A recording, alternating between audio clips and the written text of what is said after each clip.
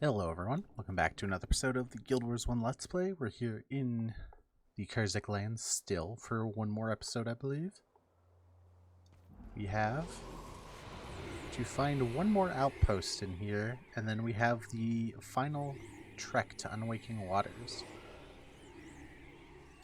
So I believe it should be over this way. I think if we clear this group out and then go this way, we should find it.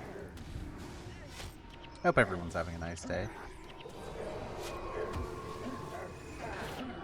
I apologize for there not being a video yesterday. So that everybody in the house is getting a little sick, so just trying to take care of stuff, but hopefully we're back to normal now.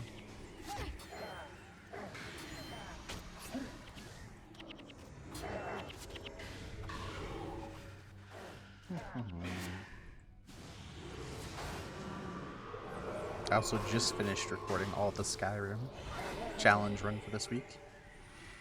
That'll be going up on Friday sometime if you're interested. Ooh, nice. So I think it's somewhere around here. I'm not exactly sure where it is. I probably should have had that up on the second monitor before we started, but you know how it is.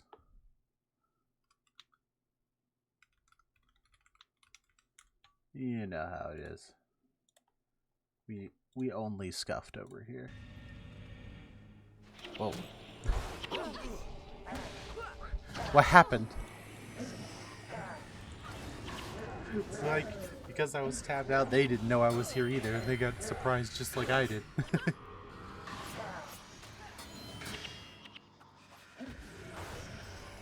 Alright. Let's move this down. Alright, so it's looking like it's down about here. So we should be able to see it relatively soon.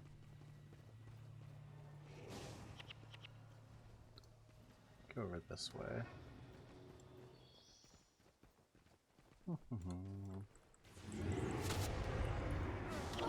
Ow. Bastard's interrupted me. I hope we don't aggro that second group as we're killing this group. I don't think we will. I think we're good. Just barely skirt the edge. A cool building here. I think this is part of the outpost, or at least near it.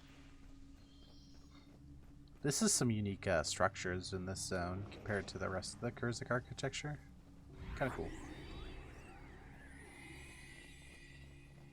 Yeah, I think it's on like the other side of this. So I think we can go through here. This is pretty cool in here.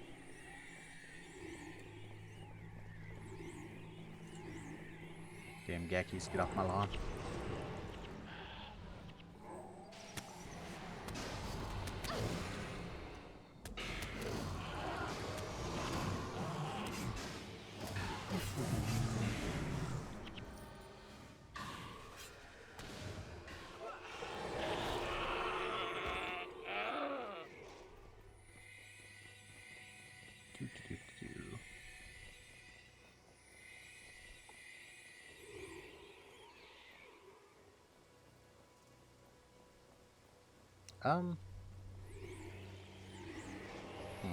We might have to go back up this way, actually.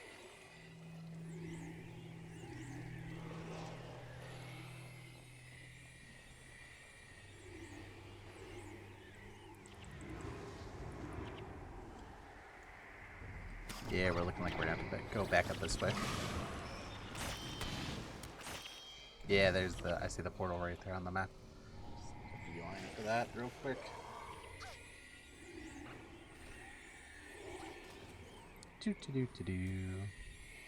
And this should be the last outpost of the Kurzik side, at least according to this map.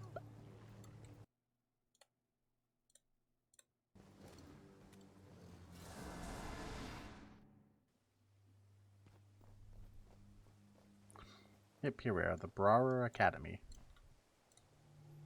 Members of House Brawler meet here to gossip, debate, and host celebrations. The Kurzik House is known for its exceptionally gifted sculptors and painters, whose artwork is coveted throughout the world. A favorite Brawler pastime? Being in the courtyard after evening prayers to display their newest pieces d'arte. Yes, these are the painters. Cool buildings here. This is cool. I like this, kind of blocked off by the plants. I believe that's the, yeah, this is the one for only the faction, or the people that own the outpost, which is kind of a cool mechanic. And definitely back in the day, they were relatively hotly contested. One of the problems with the mechanic, though, was that you lost a little bit of reputation between weeks, but not a lot. So it ended up meaning that, like, it's a delicate balance, right? Because on one hand, it's like you want people who put in the effort to be able to keep the outpost, but on the other hand, it just means, like, if I click on House Helter right now, the people that own this have 36,000 faction, and what's the next highest? 14? Like, no one is even close. A lot of that's probably still honestly even left over from a long time ago. Let's move. Master Togo is likely waiting for us at the Whirlpool even now. So we walked through this outpost, or this map a little bit earlier, but we're going to be going a different path a little bit this time through.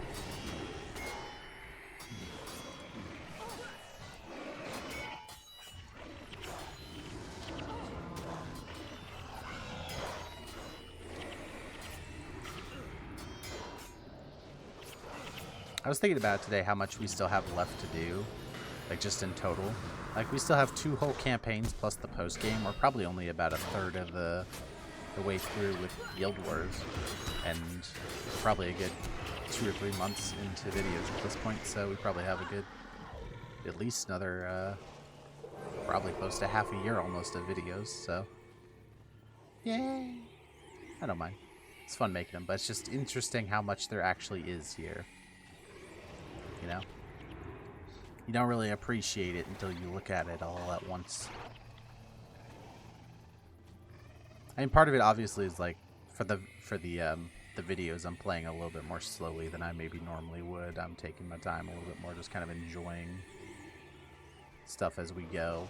Whereas normally I'd be, you know, speed running basically the campaigns, because my goal would be to finish to get some item or some armor or something, but I don't really have a reason to speed through right now. So you enjoy, look at some of the outposts, stuff I probably haven't done since I was a young kid.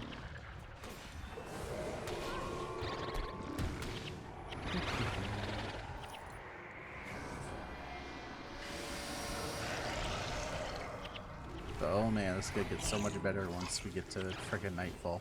Once we get to Nightfall and can get the rest of those heroes, oh boy, it'll be so nice. I'm also excited to get to Nightfall to be able to play a Paragon, because I've never played a Paragon before. So that should be fun. Like, actually never.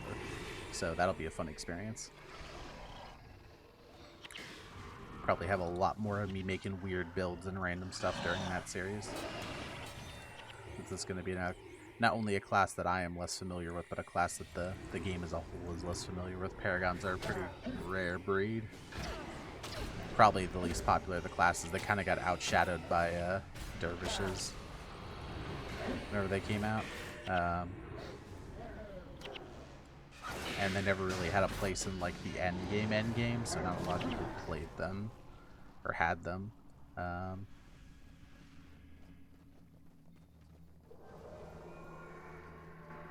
Yeah, the end game was very assassin dominated for a long time, and then eventually turned into be very ranger, mesmer, and dervish dominant for the last 10 years probably at this point.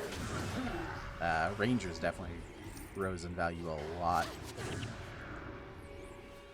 relatively recently. Originally, assassins were kind of just seen as the better rangers, but eventually people realized rangers were better.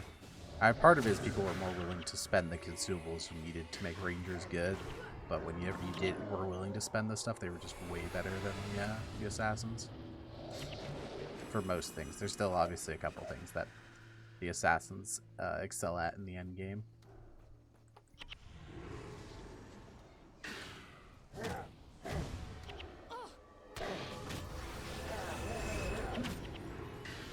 Chocolate bite, that's right, it's Easter drops going on. I forget how much farther this thing is. Interesting that these warden groups don't have any of the casters and seem to be relatively small groups.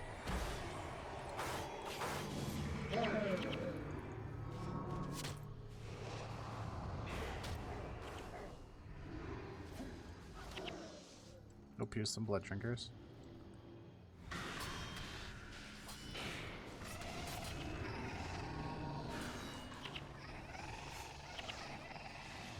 Come to think of it, Paragons I don't think even really necessarily had their time to shine in PvP as well.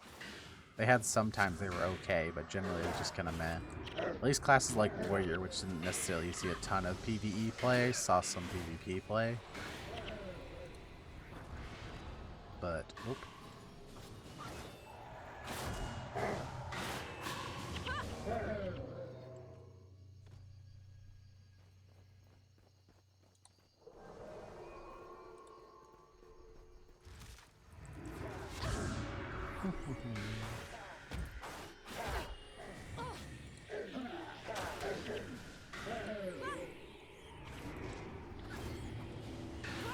Boing.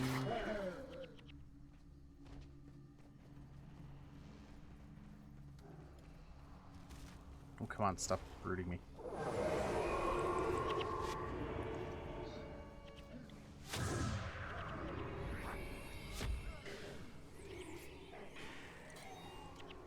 Cool little, like, I don't know, say feature isn't the right word, but you see the afflicted and stuff fighting the locals.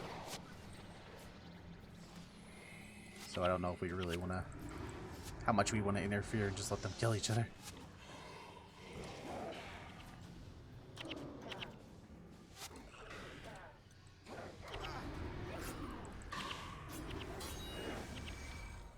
Yeah, they beat each other up enough.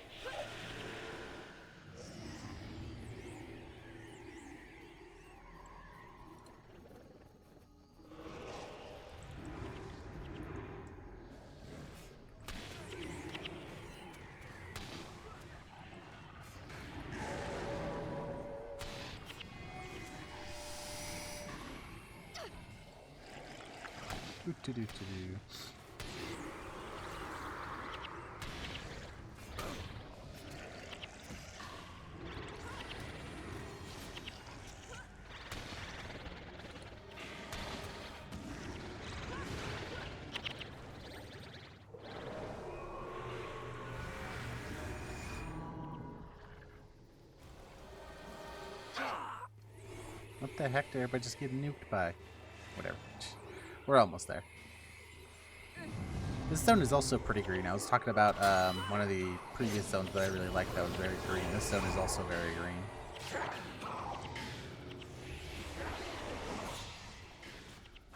I think Menlo actually has to live now that I think about it, so it's a good thing I haven't been paying attention to making sure he doesn't die.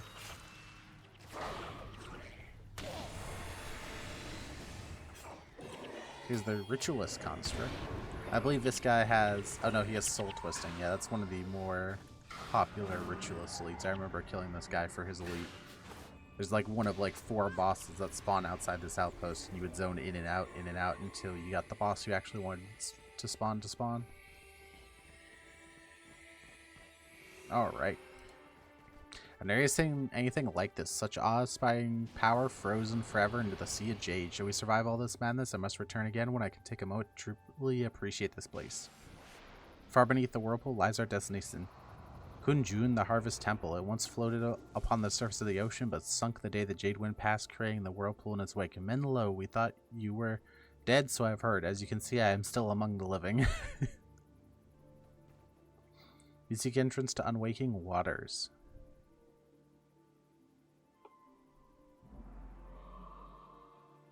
Is that it? This gate leads to the Unwaking Waters. Not many know of its entrance, and we'd prefer to stay that way, so keep it with yourselves. What else can I do for you?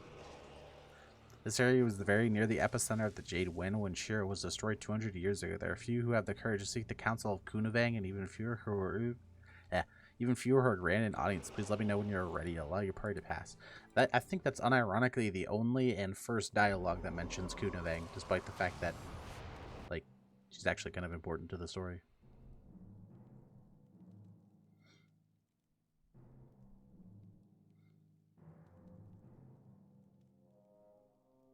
We are going to skip this since we watched it on the other side. I don't want to make y'all sit through the same cutscene twice. It literally doesn't change. I made sure to double check beforehand, but yeah, it's the exact same cutscene. But we're here on the other side. Let's talk to Redemptor Izar. Actually, I'm kind of curious if we can see the Luxon side from here, so let's try that. Greetings, I must say I'm surprised to see you here. Not many come to the Unwaking Waters. I assume you've come to seek the counsel of Kunavang. Well, prepare yourself. You must first survive the taint of Shira's corruption. Good luck to you, hero.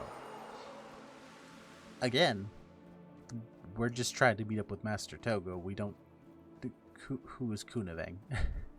I think they meant to put some more dialogue about her being relevant before. But yeah, I love this. I love this as a zone. This zone here is one of the coolest. The way it looks with the temple in the middle sunken and the jade whirlpool. But you can kind of see a little bit. Over there is the Luxon outpost, like straight across from us. Let me see if I can get a better angle. That's cool. That's the wave crashing against those rocks.